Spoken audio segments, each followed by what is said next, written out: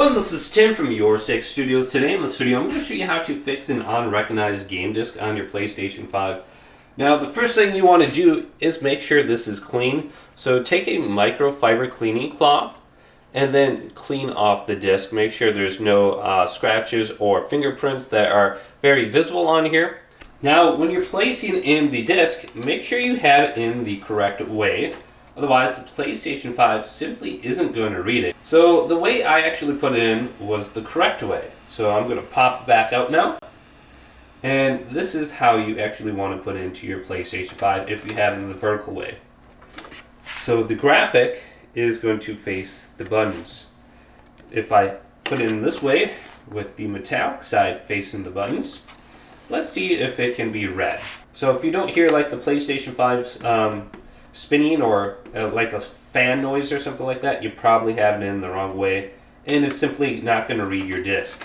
Now if that doesn't work, you want to turn off your PlayStation 5 and put it into the safe mode. So let's hold down the power button. If you have it on, just continue to hold it down. You'll hear one beep and then you'll hear two beeps.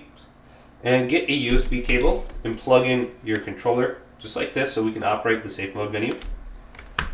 Then, when it's completely turned off, it's not in rest mode or anything like that, hold down the power button. You'll hear that one beep again, and then you'll hear a second beep, indicating it's launching into the safe mode menu. I heard the second beep. Now if you have the PS5 Pro, you might not hear the two beeps. Then press the PlayStation button, and you can operate the safe mode.